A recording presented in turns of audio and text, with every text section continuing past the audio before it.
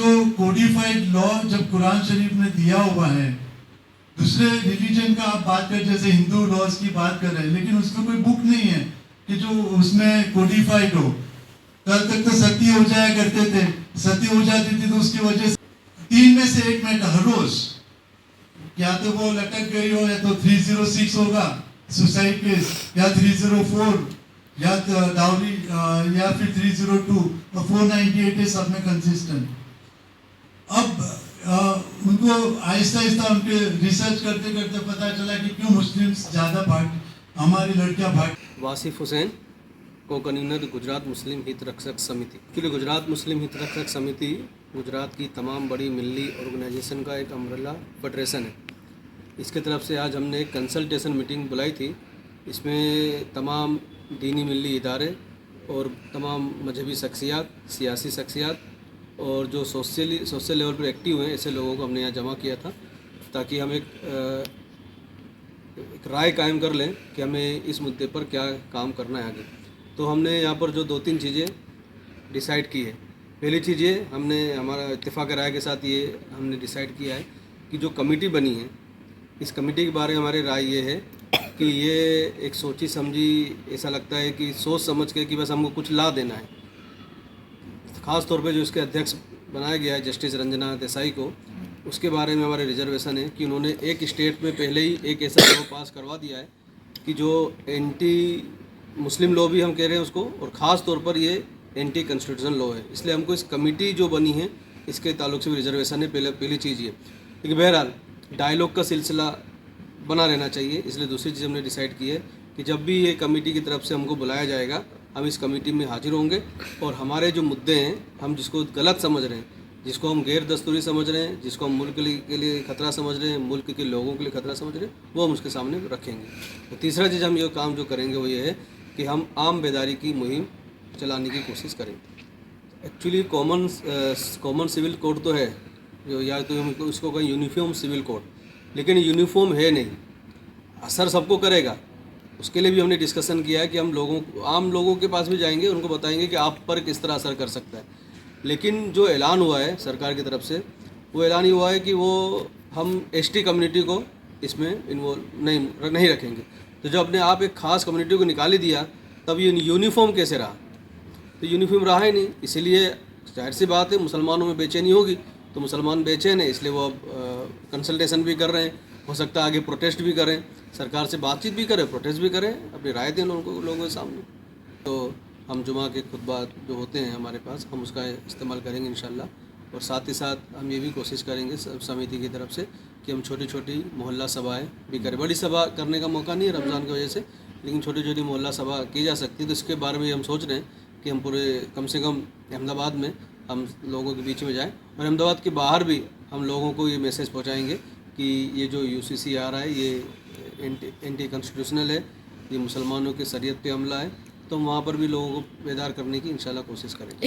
UCC लागू हो जाएगा, वक्फ अमेंडमेंट बिल आ ही गया है ना, बाबरी मस्जिद ले ही ली गई, ये सब तो होना है अगर इसको हो ही गया। लेकिन बहरहाल एक प्रोटेस्ट तो आपको दर्ज कराना चाहिए। आप जिंदा हैं ये लोगों को आपको बताना चाहिए, जिंदा रहने का सबूत देना चाहिए। तो ये जो तमाम काम है जो डेमोक्रेटिक कंट्री में होना चाहिए, वो तमाम चीज़ हर हिंदुस्तानी को करना चाहिए और उस हैसियत से मुसलमानों को भी करना चाहिए। ये हो जाएगा ये सोच के हम बैठ जाएंगे तो लोगों के लगे इनको कोई फ़र्क नहीं पड़ता। लेकिन कुछ लोग भी, कुछ मुस्लिम लोग भी इसके सपोर्ट में हैं। वो कौन लोग हैं हम सब जानते हैं, उनका एजेंडा क्या है, वो किसके लोग हैं, कहाँ खाते पीते हैं, इसलिए उनसे ज़्यादा फ़र्क नहीं पड़ता। उनकी कोई हैसियत मुसलमानी अवाम में उनकी कोई खास हैसियत नहीं। इकबाल शेख एडवोकेट। देखिए, यूसीसी की एक कमेटी गुजरात सरकार ने बनाई है, जिसकी चेयरपर्सन रंजन देसाई है और उसके साथ 3-4 मेंबरान शामिल है। वो गुजरात में यूसीसी को नाफिज यानी यूनिफॉर्म सिविल कोड को नाफिज करना चाहते हैं।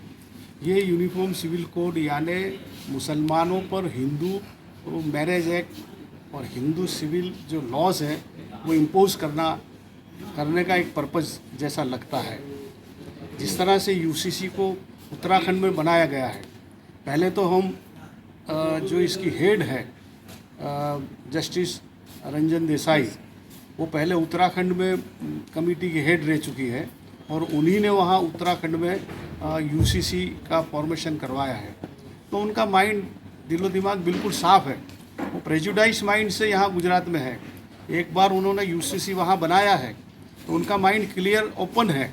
वो यहाँ भी उसी तरह का वो इम्प्लीमेंट करने जा रहे हैं। तो हमारा पहला विरोध उनसे है। एक तो वो माजूर हैं, वो खुद अभी प्रवास यानी कि टूरिज़्म, जगह जगह घूमना, लोगों से मिलना, बात करने के लिए वो इनकेपेबल हैं। ऐसे व्यक्ति को चेयरपर्सन बनाया है, जिसने पहले ही अपना दिमाग खुला कर दिया है कि वो माइनॉरिटीज़ के और मुस्लिम पर्सनलों के ख़िलाफ़ है। हम उसका बिल्कुल पुरजोश एहतजाज करते हैं, विरोध करते हैं, उसके ख़िलाफ़ हैं। दूसरी बात, जो यूसीसी वो बनाने जा रहे हैं, वो यूसीसी इन भारत के संविधान के आर्टिकल 25 के ख़िलाफ़ है। वो हमारे मजहबी कानून के ख़िलाफ़ है, हमारे कुरानी कानून के ख़िलाफ़ है, हमारे पर्सनल लॉज के ख़िलाफ़ है। वो हमारी शरीयत में, हमारे मज़हब में ये यूसीसी का फॉर्मेशन एक दखलंदाजी है, जिसका हम मुखालिफत करते हैं, विरोध करते हैं। लेकिन दूसरी कम्युनिटी के लोगों पे भी तो यूसीसी असर करेगा ना। दूसरी कमेटी यानी क्या? कम्युनिटी नहीं, दूसरी कम्युनिटी को तो वो लोग एक्सेप्ट करते हैं, बात अवॉइड करते हैं। जैसे कि शेड्यूल ट्राइब को ये असर कर सकता है, लेकिन उन्होंने उत्तराखंड में एंटायर शेड्यूल ट्राइब को अवॉइड कर दिया, उससे बाकात कर दिया है। तो वो यूनिफॉर्म सिविल कोड नहीं बना रहे, वो बिल्कुल टारगेटेड मुस्लिम अगेंस्ट मुस्लिम सिविल कोड बना रहे हैं। तो वो उनका इंटेंशन ये बिल्कुल साफ़ है। जिस तरह से उत्तराखंड में कानून बनाए हैं कि अगर आप निकाह करेंगे, और उसकी एक कैटेगरी बनाई है, डिग्री ऑफ प्रोहिबिटेड मैरिज की एक लिस्ट बनाई है, जिसमें कजिन्स के साथ हम मैरिज नहीं कर सकते। तो ये जो यूसीसी बना रहे जा रहे हैं, उसमें मुसलमान जो आज हलाल है मैरिज, हमारा कजिन्स के साथ, हमारी खालाजात लड़की के साथ, बहन के साथ, हमारी मामूजात बहन के साथ, हमारी फूफीजात बहन के साथ, जो रिश्ते हमारे लिए कुरान ने हलाल किए गए हैं, वो तमाम रिश्तों को ये यूसीसी प्रोहिबिट करने जा रही है। इसलिए हम अपने कजिन्स के साथ मैरिज नहीं कर सकते। अगर वो मैरिज हुआ तो उसको रजिस्ट्रेशन नहीं होगा, वो मैरिज वाइड यानी इलीगल गिना जाएगा। और डाइवोर्स भी अगर आप किसी इस्लामिक लॉ के मुताबिक दोगे तो पिनल सेक्शन लगेगी, उसमें प्रोसिक्यूशन होगा। और अगर आपने इस्लामिक तौर तरीके से डाइवोर्स दिए यूसीसी आने के बाद, तो आपको 3 साल की सज़ा दी जाएगी। तो इस तरह से ये जुल्म बर्पा होने जा रहा है माइनॉरिटी पर, मुसलमानों पर, यूसीसी के नाम से। तो यूसीसी किसी भी तरह से मुसलमानों को कबूल नहीं है, मुसलमानों के कानून के ख़िलाफ़ है, शरीयत के ख़िलाफ़ है, हिंदुस्तान के आइन के ख़िलाफ़ है, और सोशल स्ट्रक्चर के भी ख़िलाफ़ है। वो इस मुल्क को तबाह करने की लाइन पर यूसीसी बनाने जा रहे हैं। तो एक ये जो कमेटी है, ये कमेटी रंजन देसाई जस्टिस के हेड में जो बनी है, हम इसकी मुखालिफत करते हैं। रंजन देसाई इस कमेटी की चेयरपर्सन या हेड नहीं होनी चाहिए। ये बायस माइंड से काम करने वाली शख्सियत हमें दिखाई देती है, हम इसका पुरजोश विरोध करते हैं।